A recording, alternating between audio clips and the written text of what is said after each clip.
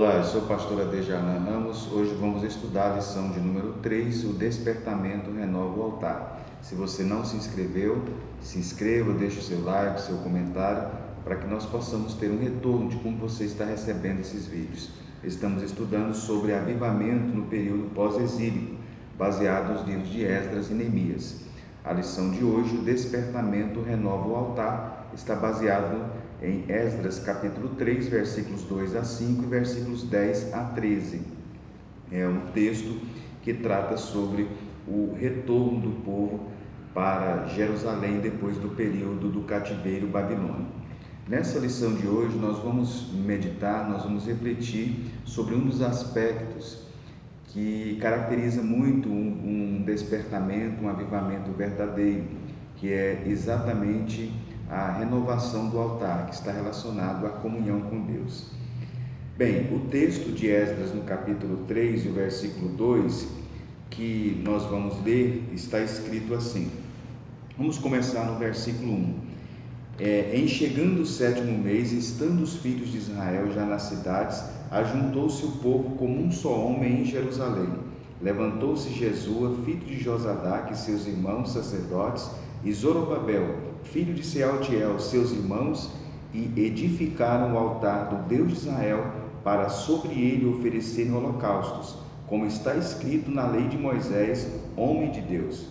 Firmaram o altar sobre as suas bases, e ainda que estavam sob o terror dos povos de outras terras, ofereceram sobre ele holocaustos ao Senhor, de manhã e à tarde.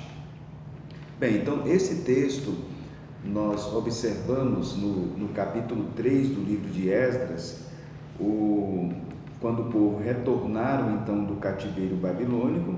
O texto diz que era o 7º mês, está aí no versículo 1, o 7º mês no calendário judaico, que é o mês chamado Tisri, corresponde ao mês de setembro, outubro aproximadamente, né? Foi exatamente então nesse período, depois de cerca de 7 meses, que o povo tinha retornado então do cativeiro. Foi um período então que o povo estava se acomodando à terra, né? Eles eram, portanto, recém-chegados, e é nesse momento então que eles, depois de um período de cerca de 7 meses, eles estão prontos para recomeçar, reinstruir o sistema sacrificial. O texto diz no versículo de número 1 que eles se ajuntaram como um só homem. Essa expressão um só homem está relacionado à unidade de coração e unidade de propósito. No versículo 2, o texto diz: levantou-se Jesua, filho de Josadaque. Observe bem o nome Jesua, filho de Josadaque, conforme é citado aí no texto. Ele é mencionado lá em Ageu, no capítulo 1, no versículo 1, juntamente com Zorobabel.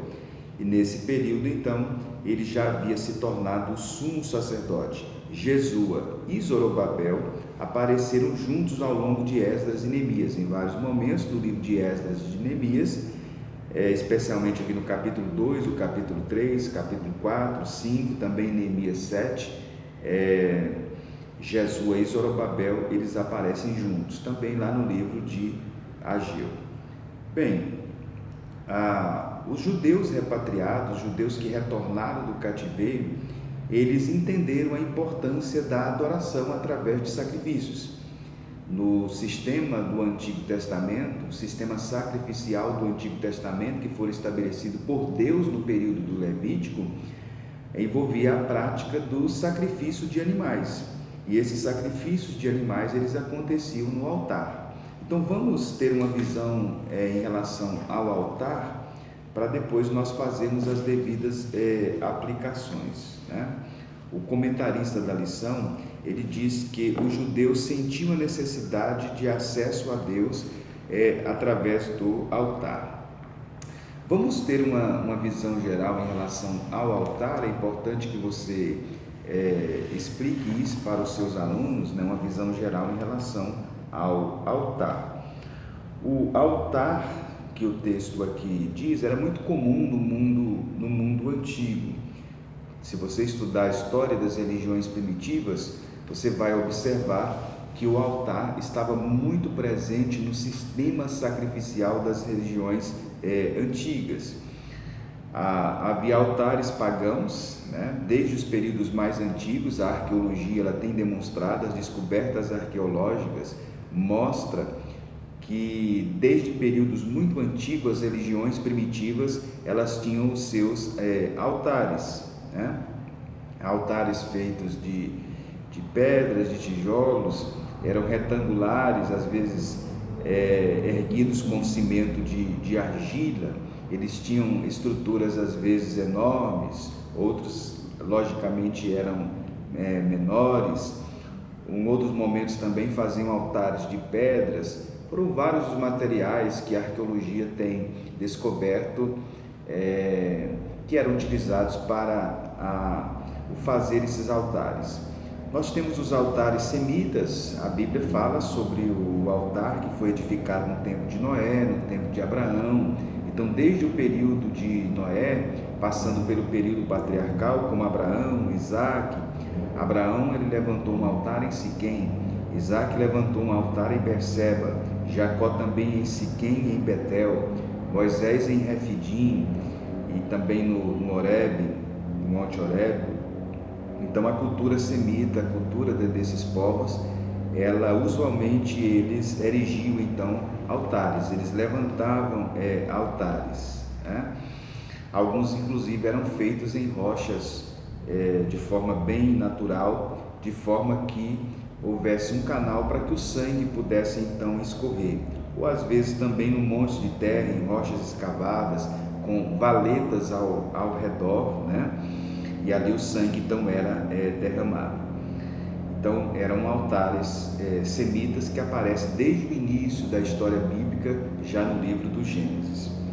Nós observamos também, prosseguindo em relação ao desenvolvimento do altar, nós observamos que quando Deus ordenou que construísse e confeccionasse o tabernáculo, o altar ele parecia, né? Ele estava presente. Havia dois altares, o altar do holocausto e o altar do incenso. No caso nosso específico, na lição de hoje, nós estamos enfocando o altar do holocausto, que é esse que é citado no livro de Esdras. O altar do holocausto, ele media aproximadamente 2,5 metros, pois por 2,5 por cerca de 1,5, né? Então 2,5 por 1,5 aproximadamente era o altar do holocausto. Ele tinha chifres que se projetavam nas pontas, bem como argolas e varas para que ele pudesse ser transportado. Então as peças do tabernáculo eram transportáveis. Então esses altares tinham chifres e tinham uma espécie de argolas onde colocavam as varas para transportar o altar quando os judeus eles peregrinavam, né? Eles desmontavam as peças. O tabernáculo era uma espécie de igreja portátil que era desmontável. Eles desmontavam e eles então carregavam essas peças. Quando foi construído o templo em Jerusalém, também se tinha o altar, né? No templo de Salomão estava localizado um altar de bronze que tinha aproximadamente 4,5 metros de altura por 9 metros de comprimento. Era uma réplica do altar do tabernáculo, né? O interior era oco, cheio de pedras e terra. O resplendor podia ser visto do átrio. Isso está em 2 Crônicas, capítulo 4, versículo 1. Orações eram feitas diante desse altar, né? Existiu esse altar por cerca de 3 séculos. Eles aparecem aqui no templo de Salomão, mas lá na frente, no tempo de Acais, que é mais ou menos no ano 735 antes de Cristo, o altar também está presente, embora foi removido por Acais, né? O altar então aparece em alguns momentos da história bíblica no período dos reis. O altar foi profanado no tempo dos Macabeus, né? E no período então do Novo Testamento, o templo em Jerusalém ele eliminou, né? O templo ele foi eliminado, ele foi destruído, e então o sacrifício deixou de ser realizado e foi substituído por orações. Bem, o altar ele aparece no Novo Testamento, especialmente na Epístola aos Hebreus. Era um local, portanto, do sacrifício, mas na Epístola aos Hebreus ele aparece relacionado com a pessoa de Cristo e com o sacrifício de Cristo. O autor da Epístola aos Hebreus ele mostra a superioridade do sacrifício de Cristo, e ele cita em alguns momentos, especialmente no capítulo 9, no capítulo 8, quando ele faz um paralelo com o Antigo Testamento, mostrando a superioridade de Cristo em relação ao sacrifício do Antigo Testamento, ele cita também o altar. Então, o altar ele aparece desde o início da história bíblica, passando pelo Templo de Salomão. Como o templo então tinha sido destruído e o povo então estava cativo em Babilônia, quando eles retornaram então, uma das primeiras atitudes então do povo foi exatamente levantar o altar. E é esse o tema então da nossa lição, é que o despertamento ele renova o altar. O autor da lição, o missionário Eurico Baxter, ele lembra que vários momentos da história bíblica, quando houve despertamento, quando houve avivamento, houve renovação do altar, houve restauração do altar. Por exemplo, no tempo do profeta Elias, em 1 Reis 18, quando o profeta Elias confrontou os profetas de Baal, uma das coisas que Elias fez antes de fazer a oração e invocar que fogo descesse do céu, o texto diz que ele reparou o altar que estava quebrado. 1 Reis 18, versículo 30. Só depois que ele reparou o altar, foi que ele então sacrificou, orou a Deus, e o fogo desceu de forma milagrosa, confirmando então assim a oração e o sacrifício que estava sendo oferecido ali. Ou seja, o despertamento só aconteceu por causa do conserto do altar. No tempo do rei Ezequias, a lição também chama atenção, quando o rei Ezequias, um rei piedoso do Antigo Testamento, ele assumiu o trono de Judá, ele abriu as portas da casa do Senhor, segundo Crônicas 29, 3, ele mandou purificar o templo, ele tirou toda a imundícia, e uma das coisas que ele fez, o rei Ezequias fez, foi purificar o altar do holocausto. O rei antecessor a Ezequias, que foi Acás, ele tinha mandado construir um outro altar que tinha sido copiado lá em Damasco, está em 2 Reis 16, né? Mas o rei Ezequias, quando assumiu o reinado, ele então restaurou o altar, né? Então houve uma restauração do altar. E aqui nesse texto de Esdras 3 e o versículo 3, houve também uma restauração então do altar, conforme nós podemos observar aí no texto. Então, retornando ao texto de Esdras, no capítulo 3, você pode observar que o texto então diz que eles se levantaram como um só homem. No versículo 2 diz que eles então levantaram o altar, e no final do versículo de número 2, o texto diz que eles ofereceram holocaustos. E eles ofereceram o holocausto, o final do versículo 2 diz, conforme está escrito na lei de Moisés, homem de Deus. Eles então restauraram o altar, eles voltaram a realizar sacrifício no altar, eles renovaram o sistema sacrificial do Antigo Testamento, aqui estamos no período pós-exílico, e o texto diz que eles fizeram isto seguindo as orientações do que tinha sido escrito por Moisés, que o texto chama de homem de Deus. Ou seja, eles então restauraram o sistema então sacrificial do Antigo Testamento, conforme fora prescrito por Deus em ordenança a Moisés. Ou seja, eles voltaram a obedecer o que a lei dizia, o que a lei prescrevia. Veja que um dos motivos do povo ter sido levado cativos foi a desobediência à lei. Mas agora, depois do retorno do cativeiro, eles renovam o altar e eles voltam a guardar, né, a prescrição da lei relacionada então ao sacrifício. Observe bem no versículo 3 que o texto diz: firmaram o altar sobre as suas bases, que ainda estavam sobre o terror dos povos de outras terras. Ou seja, eles então levantaram o altar, mas o texto ainda que mostra que eles estavam sob o terror, observe bem essa expressão, o terror dos povos de outras terras. Ou seja, eles ainda estavam amedrontados com os povos de outras terras, né? Nações vizinhas, nações pagãs, que tanta dor de cabeça tinha trazido para o povo. O texto diz que eles estavam então sob o terror ainda desses povos, mas mesmo estando sob o terror desses povos, eles lançaram as bases e reconstruíram então o altar. E o texto diz no versículo de número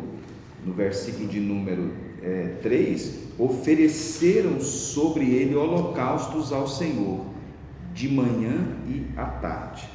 Esses sacrifícios de manhã e à tarde eram os sacrifícios diários, né? Que consistia de um cordeiro, de um animal, que era preparado em farinha e azeite, com o vinho da libação, de manhã e à tarde, ou seja, 2 sacrifícios diários. É o que o texto então nos diz aí no versículo de número 3. Né? Então vemos claramente aí os holocaustos, que era a oferta queimada. O holocausto era uma oferta que tinha que ser queimada por inteiro, daí o significado do termo holocausto, quer dizer queimado por inteiro. E no versículo de número 4, o texto diz que eles celebraram a festa dos tabernáculos, como está escrito, e ofereceram holocausto diário, segundo o número ordenado para cada dia. E também o texto diz no versículo 5, que ofereceram um holocausto contínuo, sacrifício das festas da lua nova e também as festas fixas do Senhor. Ou seja, a Páscoa, o dia da expiação, a festa dos tabernáculos, eram celebrações então religiosas importantes dentro do calendário litúrgico judaico do Antigo Testamento, né? E o povo então retornaram então a essas práticas, né? A essas festividades. A festa da Páscoa relembrava o tempo em que eles estiveram no Egito. A festa dos tabernáculos era um período em que eles lembravam o tempo que eles estiveram peregrinando no deserto, habitando em tendas, que é inclusive chamado de Sucote, né? As tendas.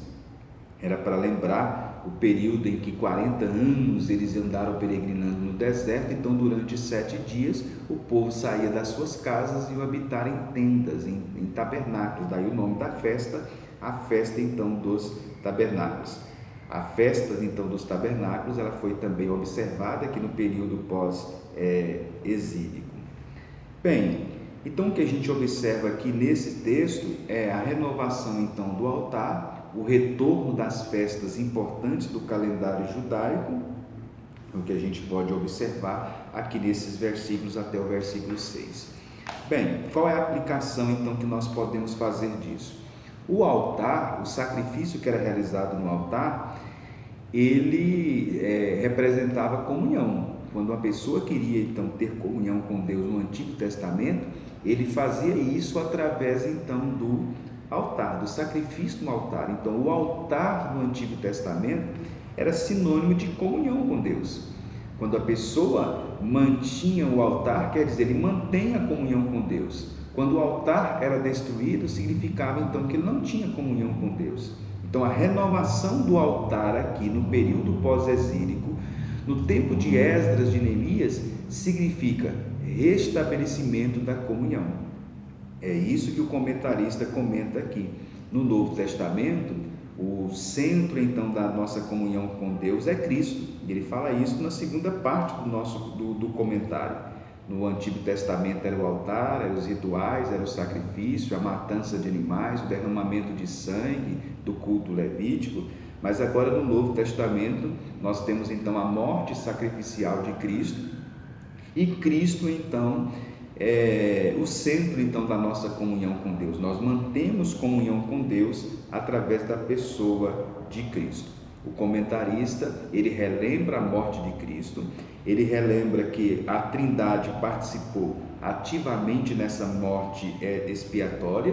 O Pai, ele planejou, o Filho se entregou em sacrifício por nós, é isso que diz Hebreus capítulo 9, versículo 14, e o Espírito Santo, ele aplica essas verdades da morte expiatória de Cristo em nosso coração. Então, na segunda parte do comentário, ele mostra que as 3 pessoas da Trindade tiveram uma participação na morte expiatória de Cristo. E ele chama atenção para o papel do Espírito Santo, né? De revelar, de ensinar, de explicar. Inclusive o professor pode fazer essas devidas aplicações. O Espírito Santo ele revela, Efésios 1:17, o Espírito Santo ele ensina, o Espírito Santo ele explica, ele torna claras essas verdades em nossa mente, em nosso coração, e ele aplica essas verdades também em nosso coração. 1 Coríntios 2:10, a Bíblia diz que o Espírito Santo ele penetra todas as coisas, até mesmo as profundidades de Deus. Concluindo, o comentarista então ele fala sobre o cuidado que se deve ter com as imitações. Ou seja, no período que nós estamos tratando, houve então um despertamento, houve um avivamento, houve uma restauração da comunhão com Deus, revelado pela restauração do altar. Nos dias então que nós estamos vivendo, todo despertamento tem que acontecer então uma restauração da comunhão com Deus. Essa comunhão com Deus, ela deve acontecer de forma clara, plena, verdadeira, autêntica, real. É uma entrega voluntária que a pessoa faz a Deus, ela se dedica a Deus de forma plena, de forma voluntária e restabelece a comunhão com Deus. Todo avivamento que não restaura a comunhão com Deus, ele não é, portanto, um avivamento verdadeiro. O missionário Eurico Baxter, ele destaca, por exemplo, várias imitações que acontecem nos dias atuais, né? Várias imitações, ou seja, avivamentos que na realidade são movimentos apenas psicológicos, né? Pessoas hoje já estão ensinando o povo, por exemplo, a serem batizados com o Espírito Santo, enfim, sem evidência de línguas, e isso deve ser então rejeitado por nós autênticos pentecostais.